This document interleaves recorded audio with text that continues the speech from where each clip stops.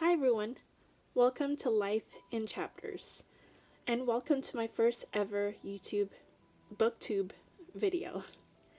I wanted to share my love of reading with everyone and find a community that I can get obsessed with books about because for years I stopped reading for a good while, just life got in the way and then my interest started waning.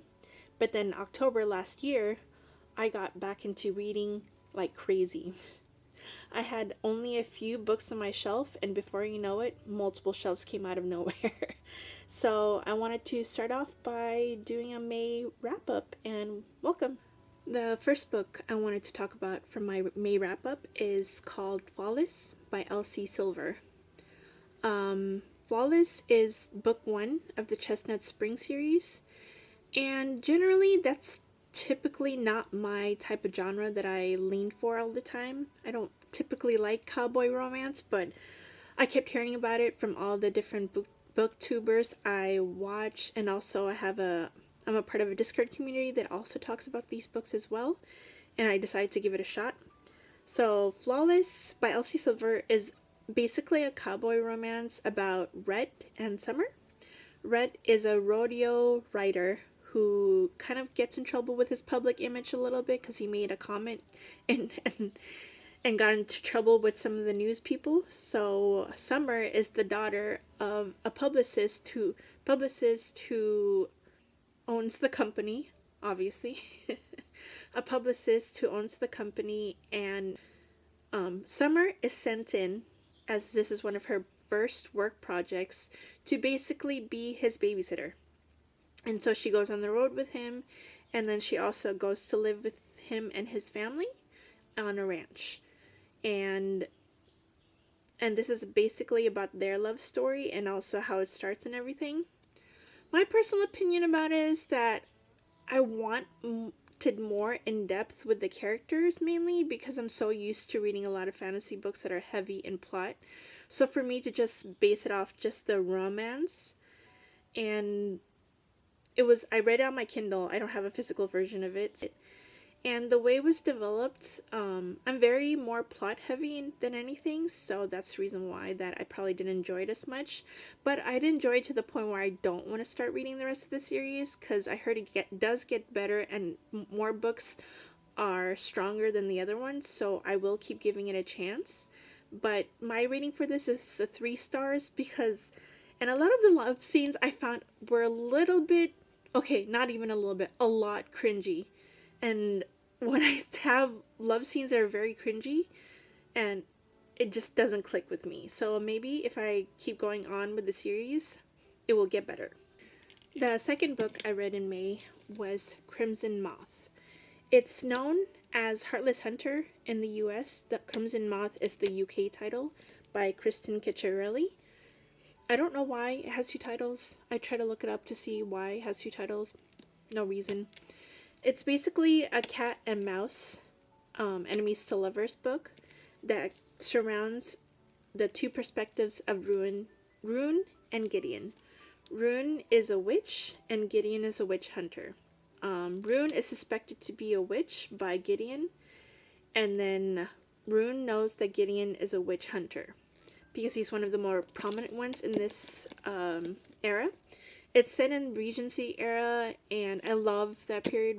Regency is one of my favorite time periods, and it's basically them being playing a cat and mouse game with each other to see who breaks first, who can like give the information to each other first. So highly recommend. I gave this book a 4 stars. It's a duology, and the second book is not coming out till February. And this ended in such a huge cliffhanger, and I can't wait to reach the second part to see what happens between them two. Enemies to lovers is my favorite. I love the enemies to lovers like trope. So you'll see that constantly in a lot of the books that I talk about. The third book I wanted to talk about is the sequel to One Dark Window, which is Two Twisted Crowns. I don't want to talk about this too much because it is the sequel to a duology, but One Dark Window basically is about a girl named Elspeth who lives in Blunder, and there's a fever that sweeps through the whole entire town basically, and a lot of these people who have the fever ends up with magical powers.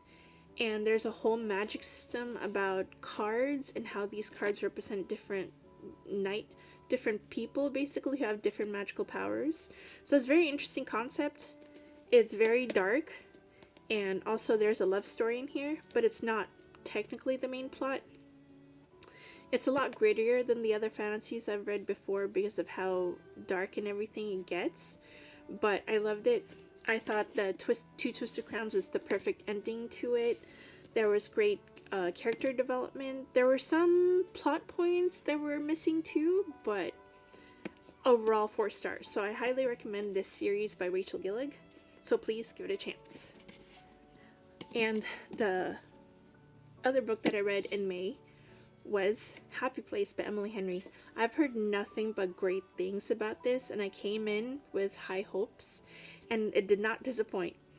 This is the perfect book to read during summertime. It talks about a group of friends who go away to a cabin they go to every single year that they spend together. I think there's 6 of them, I want to say. The main perspective it's about from Harriet. It comes over to, I think it's Maine that it's set in. They come to this every single year, and it's owned by their friend, this family, and they go every single year to this vacation point, and then she is in the middle of a breakup with her fiance, Wynn. Wynn and Harriet have not told their friends yet that they're broken up, and so they have to come back to this place pretending because of certain situations that I'm not going to give away. I want everyone to read it themselves. Emily Henry is starting to become one of my favorites because even though I've only read one book of hers, this I automatically gave 5 stars to because of the feelings it gave you, the whole entire family dynamic between these friends. I love family tropes. They're amazing, and it basically goes between present day and past because of how the stories unfolds, and you see why they broke up, what's happened, and all of the repercussions in between. So highly recommend, 5 stars. And the last book I read in May was When the Moon Hatched by Sarah A. Parker. This came highly recommended by Fantasy Girls podcast. Lexi and Nicole are 2 sisters who are huge fantasy fangirls, obviously because that's the name of their podcast. And they highly recommended this because Nicole finished this super fast. So I wanted to give it a chance because it came highly recommended from them, and they recommend such amazing books. So the story is basically about a girl named Rave. Rave is an assassin in this world, and there's dragons as well, but dragons not the way you think. Dragons have different powers and everything in here. And then there's a bounty hunter end up being in the same jail cell because she gets imprisoned because of something that happens within the first few chapters of the book, and she gets caught and put into jail in the dungeon. Kaan finds her in the dungeon and basically sees her because of the fact that he reminds her of someone. We find out who that is and all that, but this is I'm not going to spoil that, obviously. I mean, I can't say I was fully disappointed by this book because of the fact that I did love the story and the plot, but my goodness, the perspective from Rave drove me nuts sometimes. Sometimes she came from very selfish parts of perspective, and I wish that she came bigger. And I kind of was reminded of Selene a little bit from Throne of Glass because of the way she's an assassin. She works for a rebellion group, but of the fact that I think it's just too long. It's almost 700 pages. And there's parts of this book that just didn't need to be there, and plot points that honestly would have been not needed to be in there either, that it would have made the story so much better if just 200 to 300 pages were taken out of it. So yes, I recommend it, I do, but I'd have to give it a 3 stars because of the length of it. If it was shorter And if the perspective of the girl, I hope she grows a little bit more in the second book, because her perspective just didn't seem, there was no character development I saw of her at all, besides maybe the last few pages, but that's even if, because sometimes when you see character development from her, all of a sudden she changes and goes back to her selfishness. And so yes, I highly recommend reading this. It's good, the plot is good, the subject is good, it's just that I just wish it was shorter. That's it. Okay, before ending this video, I wanted to talk a little bit about my June TBR. I'm gonna be a little ambitious with my June TBR because I put 7 books on my June TBR, but 3 of them I feel like will be pretty quick reads because they are romance books. Actually 4, but we'll see. The first book I wanted to read that I'm already about 142 pages in is The Chain of Gold by Cassandra Clare. It's a part of the Last Hour series. This is a book that is a part of the Shadowhunter series. It's basically the sequel to the Infernal Devices. I read the Infernal Devices series last year and fell in love. I highly recommend the Infernal Devices series by Cassandra Clare. She does the Shadowhunter world so beautifully. Shadowhunters are basically are demon hunters. It's in their blood to basically hunt demons. And I love this world so much. I first read The Mortal Instruments maybe high school. And I love the first 2 books. The third book's the plot that happened in the Mortal Instruments series is very controversial, and I kind of like fell off. But last year I started hearing more of the Infernal Devices series and how much better it is than Mortal Instrument, and I do love the Shadowhunter world, so I decided to read it. Fell in love. Highly recommend. If you want to read a story about demon hunters set in Victorian England, a love triangle. I absolutely hate love triangles. It comes from the fact that I read Twilight, and that was a terrible love triangle. But Infernal Devices does the love triangle story beautifully. The ending, oh my god. But please read that first, and read Infernal Devices before this book, because this book is basically about the main character's children in this book. It's their descendants, and it takes place again in Victorian time era England, and it's been years since they've had a demon attack, and then they realize that their children are not trained to attack demons anymore, and they're not fit to do this anymore. And then demons come out of nowhere again, and they have to start all over. And I believe there's also a love story in here. I don't know yet. What I seem, and from the stuff that I read from Cassandra Clare, she usually has love stories, so I'm already assuming that it is. But yes, I can't wait to read this because I really want to get through the Last Hours series because I heard amazing things about it.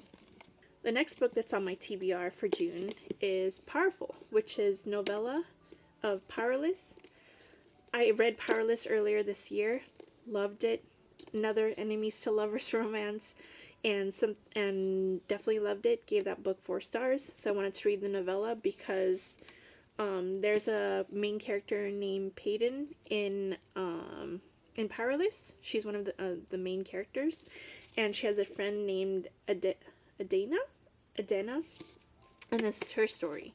And basically in Powerless, Peyton gets entered into sort of like a Hunger Games kind of trial. This is Adena's story while she's in the trial, so this is basically her. And I want to read this first during June because in July 2nd, the sequel to Powerless is gonna come out. So I want to read this first. And then on to another series that I've been avoiding to read for a while, even though it's been around Booktube forever. Cruel Prince series. I've been going back and forth on whether I wanted to read this series or not because I've been hearing 50-50 things about it. But you know what? Might as well give it a try because I love the stories of Fae, I love Enemies to Lovers, and I have all 3 books of this, so I decided to give Cruel Prince a start. It's basically about a person named Jude who was 7 when her parents were murdered, and then she gets taken away to the fairy lands, along with her two siblings, I believe. Yeah, two sisters. So yeah, this is her life, and then there's apparently this also an enemies to lovers book, but truly an enemies to lovers. So I can't wait to know what my thoughts are of this. And the next books I want to read, the Part of the World series companion books. I first got this Just for the Summer by Abby Jimenez, and I wanted to read this because I heard nothing but great things about this because it's a new release by Abby Jimenez. But I've been hearing that you don't necessarily have to read the first two books. It's not really a series that you need to know the story that happens.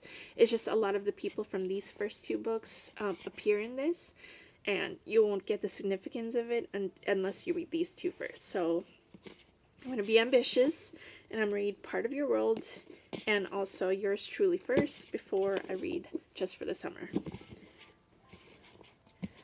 And the last book of my TBR, promise it's almost done, is Emily Henry's Funny Story, another new release by Emily Henry. Fell in love with Happy Place, as you heard in my review, and I heard this one's amazing too. My friend Crystal highly recommends it. She finished it and she said it was amazing. So this will be on my June TBR as well, and I can't wait to tell you guys my thoughts in the next month's June wrap-up. Anyways, thank you for listening to my May wrap-up, and I hope that, and also my June TBR, I hope that I said some books that you guys are interested in reading. And yeah, again, welcome to my YouTube channel, and I hope we can all be friends. And just a reminder, reading is cool now. Bye.